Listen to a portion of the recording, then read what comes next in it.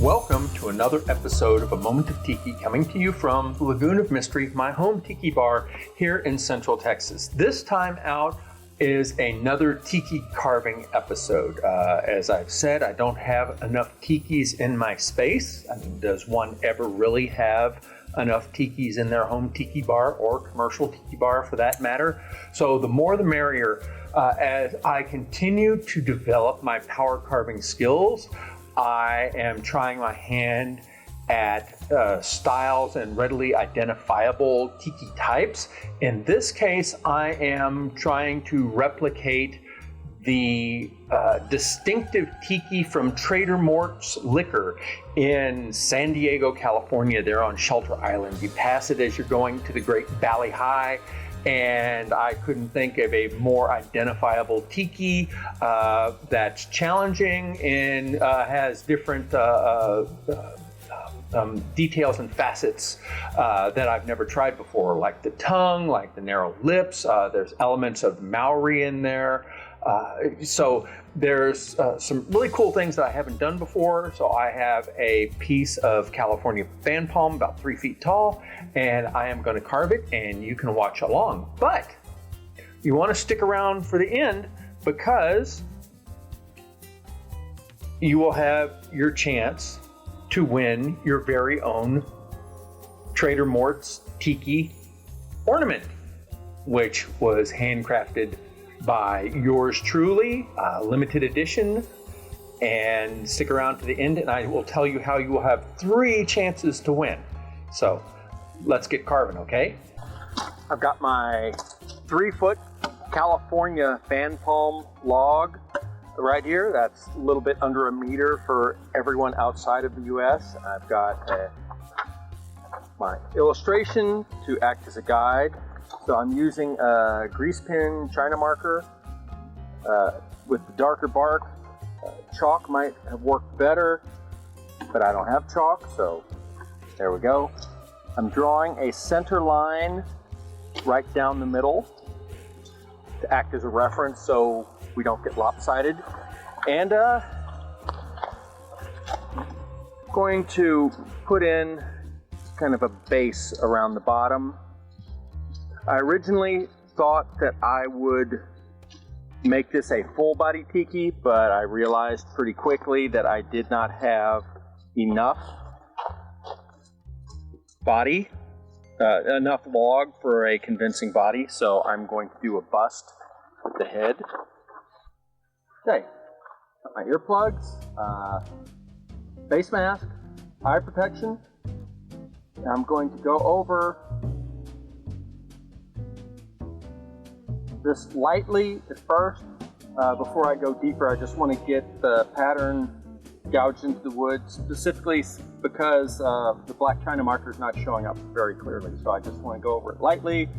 I'm using a steel bit right here, just a no-name brand off Amazon, just to do the rough part. I'm going to come back with my heavy-duty, more aggressive burrs and rough it out, but I just want to get the pattern established first.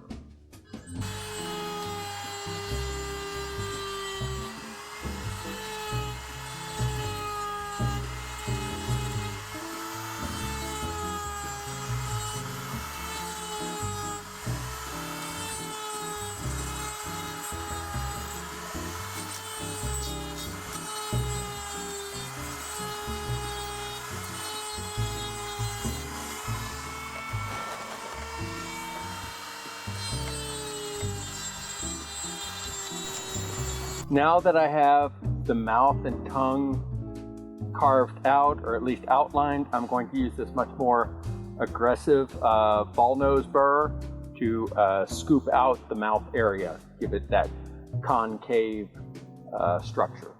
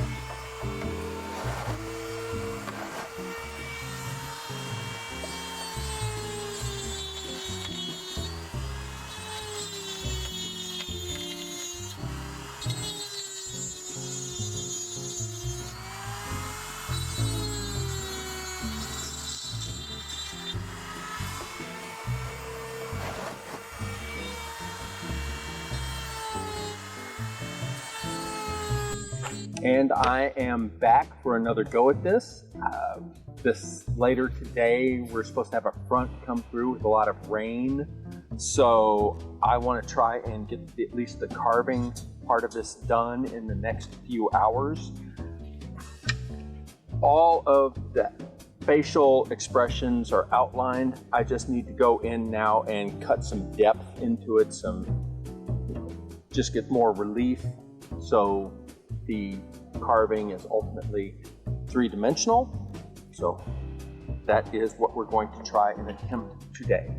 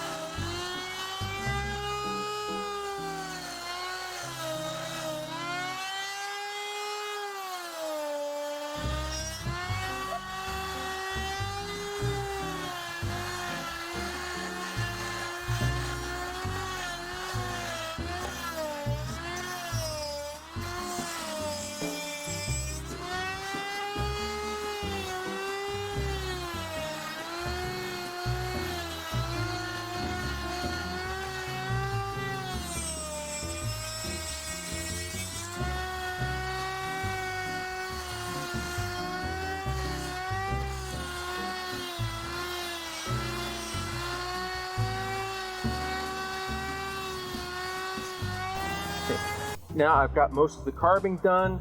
I am going to go over some of these flat sections that have fuzzies and uneven surface area with the random orbital sander, 80 grit, gonna, grind it down, smooth it out.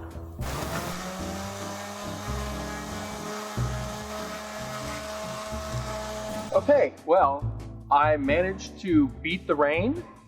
It's getting cloudy and a little windy, so it's on its way, but it's not here yet. So since all of the carving is done, we've got some beagles who want some attention here. Now I'm going to hit it with the torch to remove any of these stray fibers and fuzzies and get it a smooth, clean surface.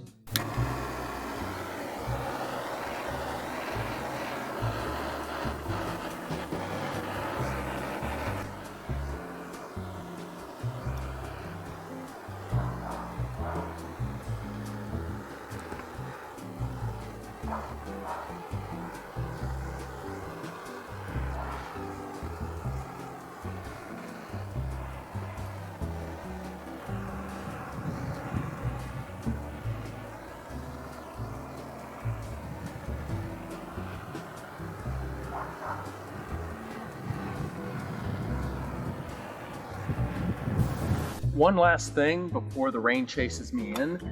The original Trader Mort's Tiki is a very dark wood. This is a lot lighter even after my torching. So what I'm going to do is something I don't normally do with my Tiki carvings, and that is to stain it. I have some Varathane Espresso wood stain right here, which is quite dark. I have no real loyalty to Varathane. I got this at an estate sale for cheap, free. They were just giving it away. So this is the darkest stain I have. So this is what I am going to use. And it looks like it's going to darken up this Tiki quite nicely.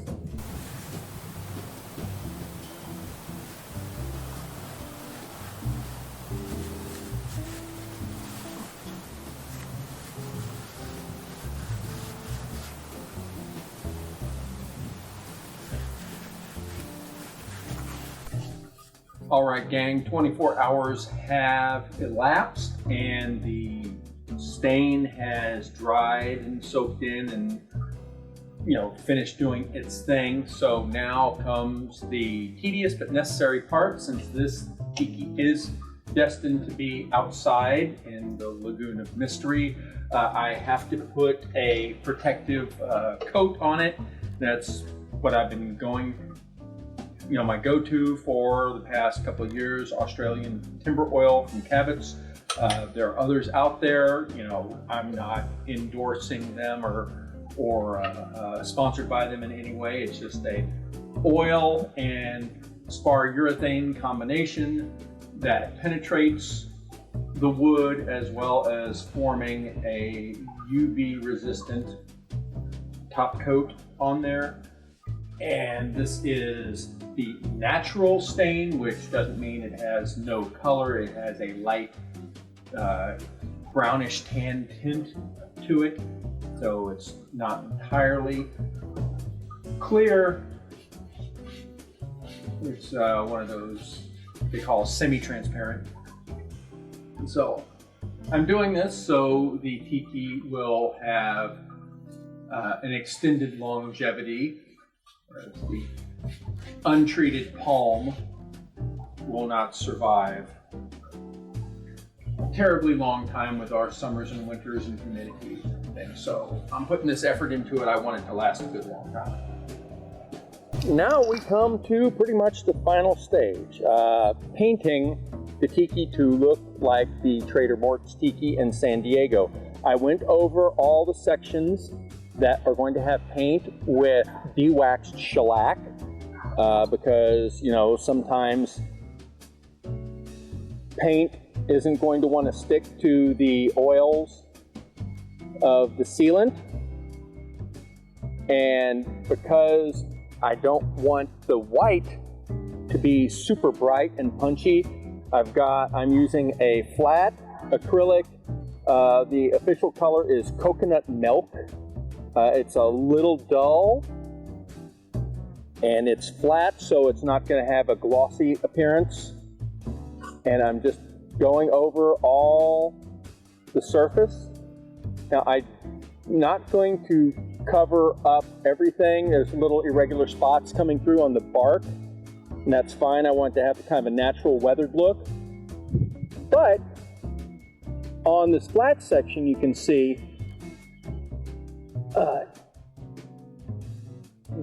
the strokes show up more. So I'm going to have to go over this once it dries, so it's not obvious brush strokes. We can have bits and pieces of the bark or the wood showing through, but the brush strokes I don't like. That just looks sloppy and lazy. So it's a sliding scale. Determine what you think looks effective and authentic and what just looks half-assed, and get rid of the half-assed elements and stick with those that have a more primitive aesthetic appealing to what you're ultimately going for.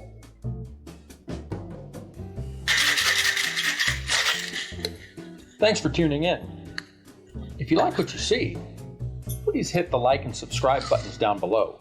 If you really like what you've been seeing here at A Moment of Tiki, please leave a comment or maybe even share the video to your feeds. What this does is make it easier for others to find A Moment of Tiki. And if you do that, I will be grateful. Mahalo. Those of you who've watched previous episodes know how I go about making the ornaments. I get a piece of, a branch of mountain juniper. We call it cedar around here, but the species is mountain juniper. It smells like cedar, hence the name, a common name. I cut, and it's about an inch and a half in diameter. I cut the branch up into 3.5 inch segments. And once I have these segments, I take a carving knife and just slice off the bark until I get to the smooth white wood underneath. Once I have all the bark skinned off of it, I run it across a sander to smooth out the imperfections. Then I take the clean piece of wood and with a pencil mark the longitudinal axis just to give me a reference point. After that, I refer to my illustrated guide for the tiki, and I like to start with the tongue at the bottom to give me a point of reference.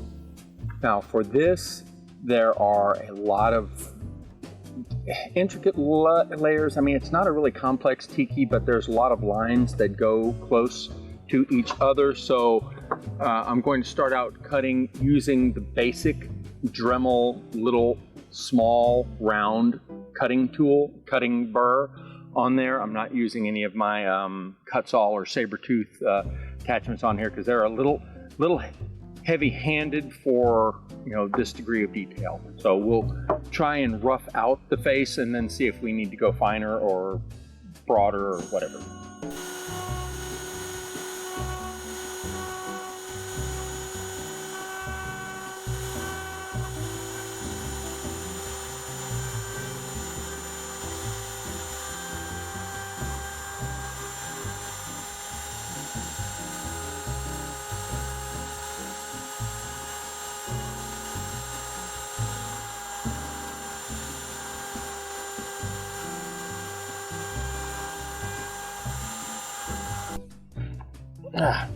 All right, now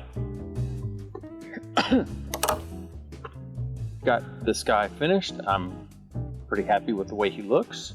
Now we need to torch him to get rid of stray fuzzies and burrs and other stuff like that. And we're just going to use a light flame. We don't want to scorch him too much, just kind of even out the cut.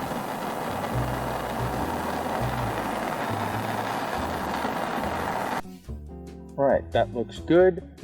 All the little stray burrs and fuzzies and stuff on here are gone. It's fairly even. Next stage, which I will spare you because it's not terribly exciting, I will put a coat of boiled linseed oil on it, and then once that is cured, I will apply a coat of de-waxed shellac, and finally apply the paint. After applying a coat of de-waxed shellac to help the paint adhere better to the wood, it's time to paint.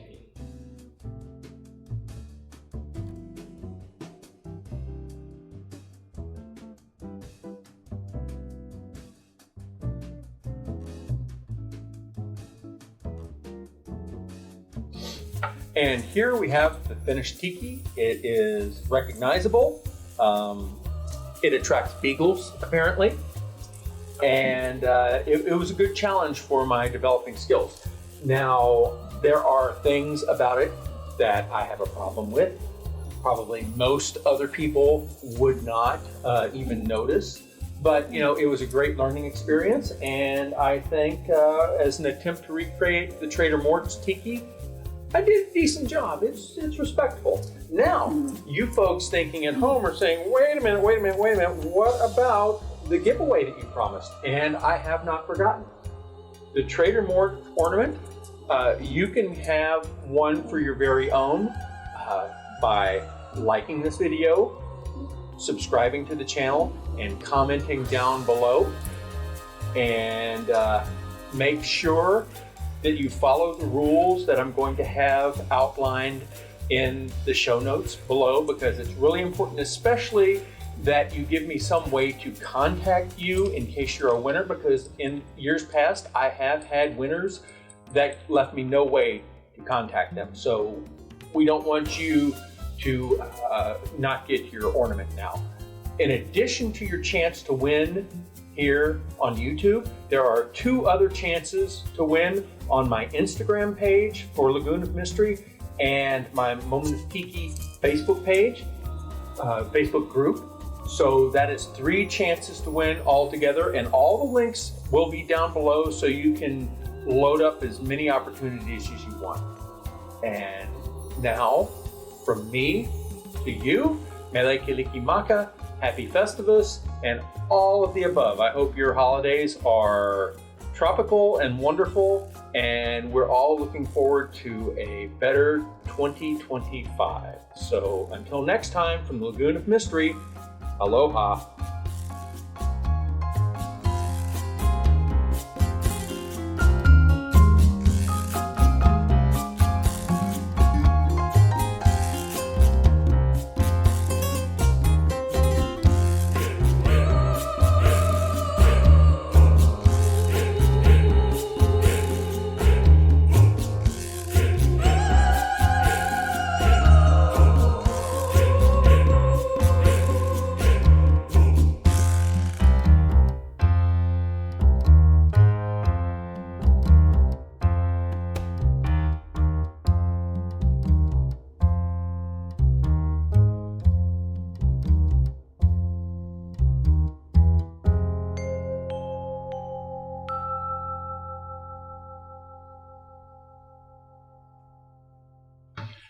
And here we have the finished Trader Mort's Tiki.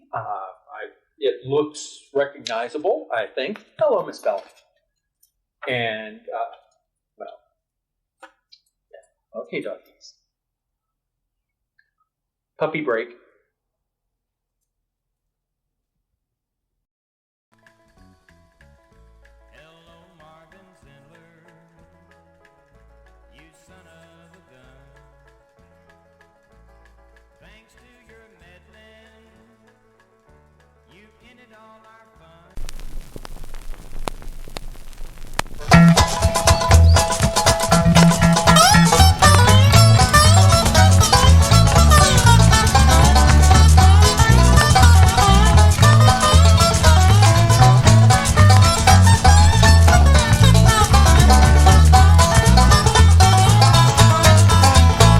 Well, if you ever feel lonely and you haven't got a friend, you feel downhearted and that's your ropes in to get yourself together and head for a place I know.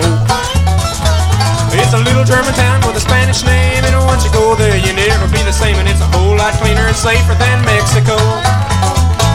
Well, it's 90 miles from Houston, 120 from San Antonio, and once you hit the city limit, you don't have to be alone. Every traveling salesman that's on the road, every trucker that's scared and overload knows a boom in a little bird they call a grain.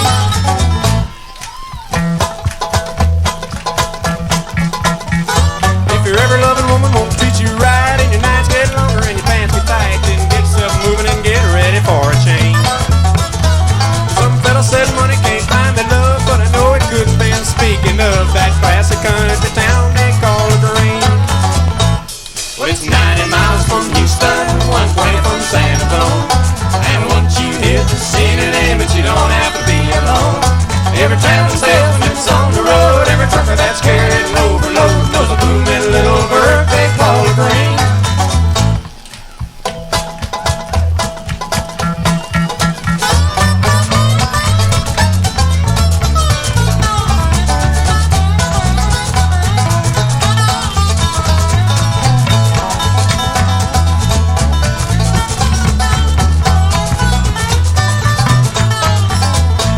So if you got a little money and you feel uptight, go to LaGrange and they'll treat you right. Just stop at the filling station, give them half a chance.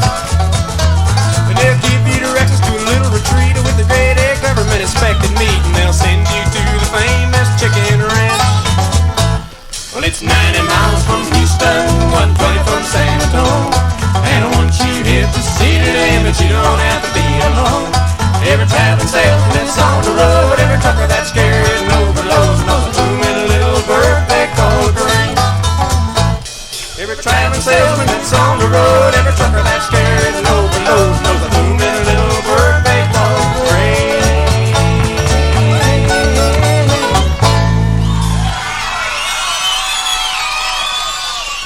Thank you.